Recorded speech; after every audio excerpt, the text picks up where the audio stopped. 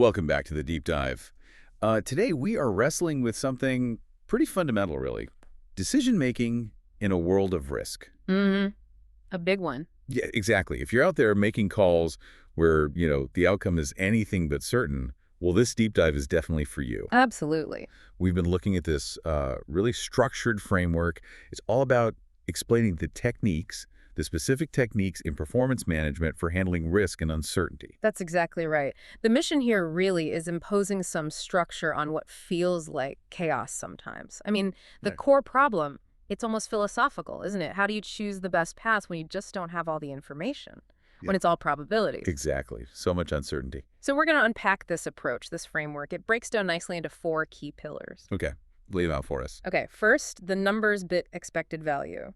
Then, the human side risk attitude. Right. The psychology. Third, how you test things, sensitivity and simulation. And finally, the practical stuff, reducing uncertainty. It's Okay. quite comprehensive. Okay, it sounds like a solid roadmap. Let's unpack this then, starting with the pure quantification part. This first category, expected value, EV, and how it fits into making decisions under risk. Mm-hmm.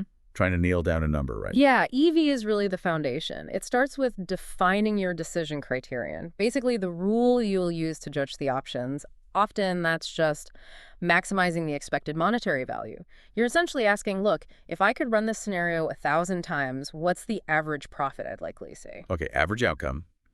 But hang on, isn't that fundamentally flawed sometimes? How so? Like if you have a really high stakes decision, maybe there's only a tiny, tiny chance, like 1% of total disaster, bankruptcy even.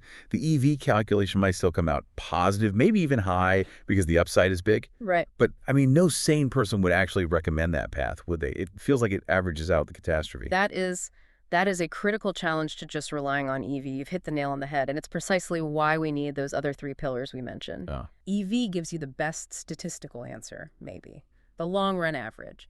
But yeah, it often fails the common sense test for those big, impactful, one-off events. Still, it's our starting point.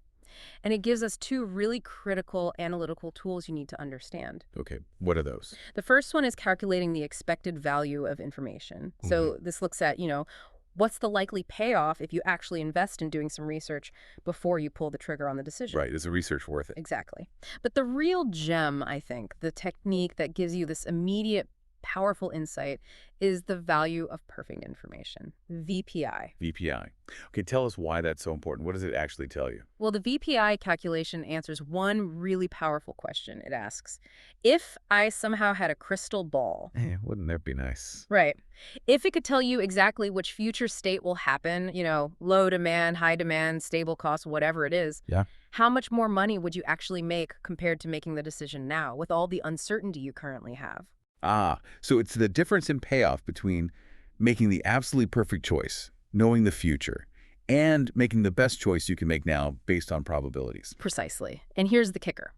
Because that VPI number represents the maximum theoretical benefit you could ever get from having total certainty, it immediately sets a hard financial limit on how much you should even consider spending on research. Okay, explain that.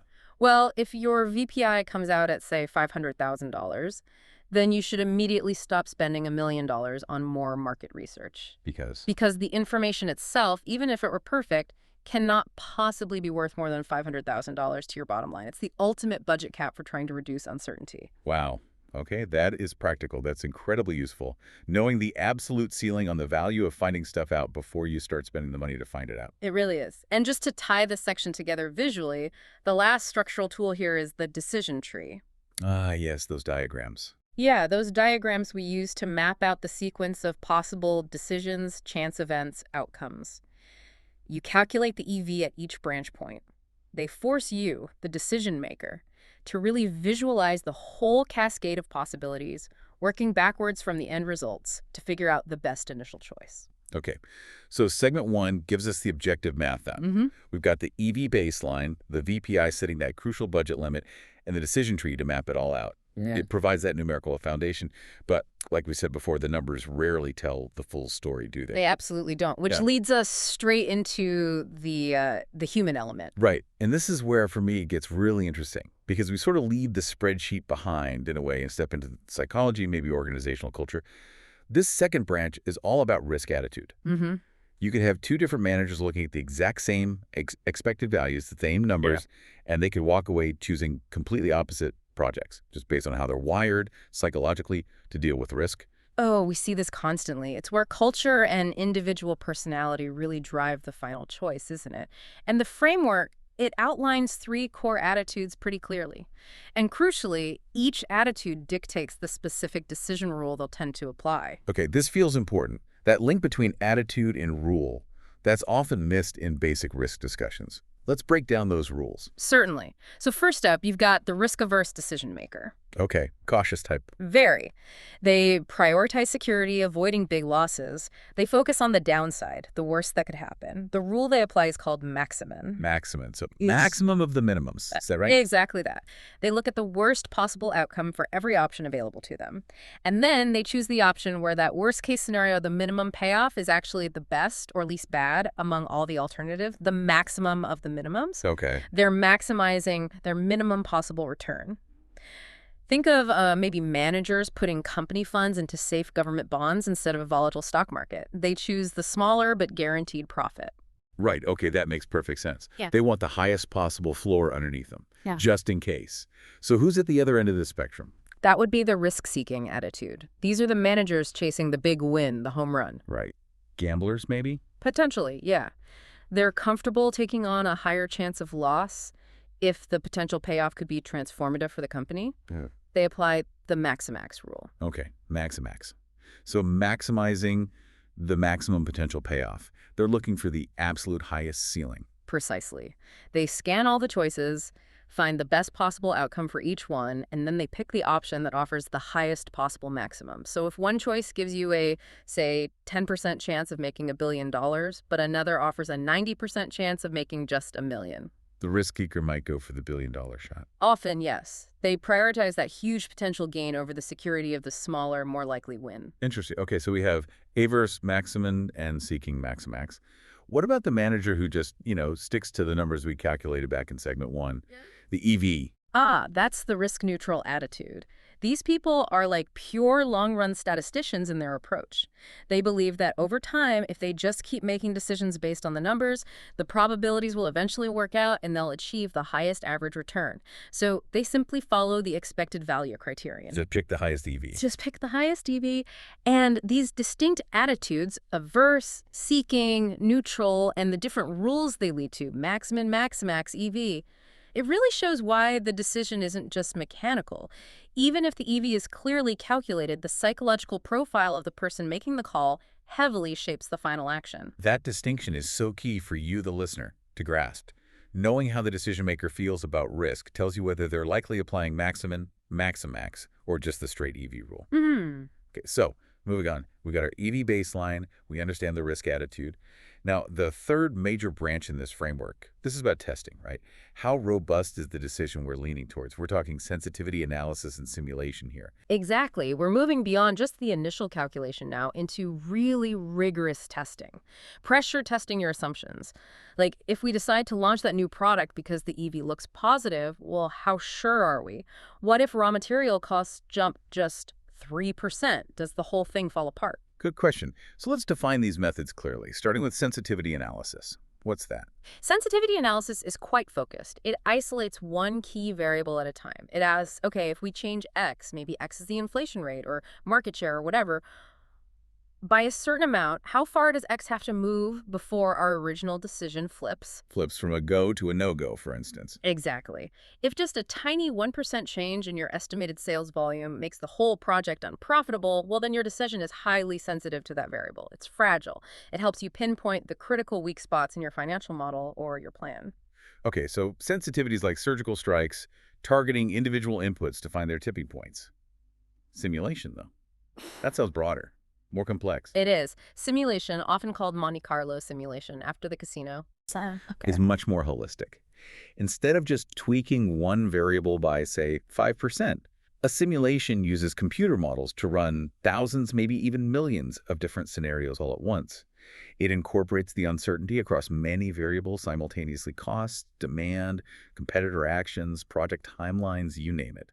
And each variable is drawn from its own probability distribution. So it's not just giving you one average outcome like EV, it's showing you the whole landscape of what could happen. Precisely that. The output from a simulation isn't just a single number. It's typically a probability distribution curve.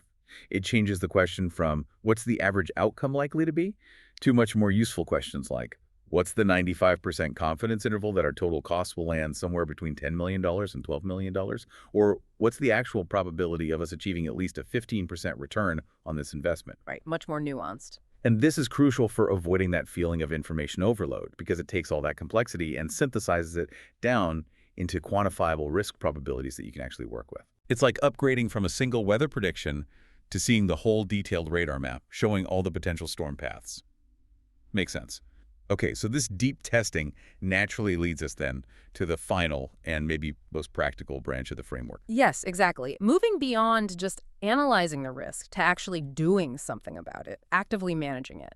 What concrete steps does the framework suggest we can take to try and reduce the inherent uncertainty we're facing? This feels like where the loop closes. We've calculated, we've considered the psychology, we've tested, now we need to act. So what are the two methods given for reducing uncertainty? The first one they highlight is strategy. Now, this isn't just vague planning. It means deliberate, conscious positioning to minimize your exposure to known risks. Can you give an example? Sure. Strategically, you might work really hard to lock in long-term contracts to guarantee your raw material prices. Or you might diversify your supplier base so that if one region has a problem, it doesn't halt your entire operation. It's about proactively designing your business structure, your deals, your operations to absorb or completely bypass predictable risks before they even hit you. Okay, so instead of just calculating the risk of a key supplier failing, you design the relationship or the network to guarantee supply, effectively removing that specific uncertainty from the equation. That's the idea. The second method is perhaps more familiar: market research. Right, gathering more data. Exactly. This is the classic data gathering exercise. You invest resources, maybe time, maybe money, into surveys, customer trials, pilot projects, all aimed at narrowing that range of possibilities we identified way back in our initial decision tree or saw in the simulation results. So if the simulation showed, say, really high returns only if market demand was above 50,000 units, Then market research is the specific effort you undertake to get a better handle on whether hitting that 50,000 unit threshold is actually realistic or just wishful thinking. and this brings us right back around, doesn't it? Yeah. It connects directly back to segment one. These actions, strategy and market research, they're essentially the practical implementation driven by that VPI calculation we talked about. You now know the theoretical maximum you should be willing to spend to gain this extra certainty so you can make informed decisions about how much research or strategic positioning is actually worth doing. They are absolutely the practical steps that should be justified by the earlier quantitative analysis. They close that decision-making loop. They help ensure the whole process is structured, it's defensible, and hopefully economically sound. Okay, wow. We've covered a lot of ground today, but it feels like a really complete framework. We started with the numbers, calculating expected value, and crucially, getting that maximum budget guidance from the value of perfect information. Right, VPI. Then we stepped into the human side, defining those critical risk attitudes: averse, seeking, and neutral, and the specific decision rules they tend to use. Maximin, Maximax, or the EV criterion. Psychology matters. Absolutely. Then we learned how to pressure test our choices using focus sensitivity analysis and the broader, more holistic simulation approach, which led us finally to the practical actions, using strategy and market research to actively reduce the uncertainty we face. So, what does this all mean for you listening in, the decision maker? I think it means you've moved beyond just gut feeling or subjective fear or maybe unchecked optimism. You've hopefully seen how to transform what can feel like chaotic, risky decisions into a more structured, more objective process. You're essentially replacing, gosh, I hope this works out, with a much stronger statement, something like, we chose this path because mathematically, psychologically, and structurally, it represented the best course of action given our known constraints and our specific organizational attitude towards risk. That structure really does provide immense confidence, doesn't it? It makes the decision defensible. Okay, to leave you with a final thought, something to maybe mull over on your own. We talked about the value of perfect information, telling you the maximum price you should pay for more data, for more certainty. Mm-hmm. How does that calculation, that VPI number, interact with the psychological profile of your team? For instance, if you know your executive team is inherently risk-seeking, they naturally lean towards that max rule. Chasing the home run. Right. Should your actual budget for market research that deliberate step to reduce uncertainty? Should that budget go up or down, even if the peer EPI number stays the same? Think about how knowing the decision rules your team actually uses might change the real-world value you place on achieving more certainty. Does their risk appetite change the equation? Interesting question. Something to ponder. Definitely. Lots to think about there. Until next time on The Deep Dive.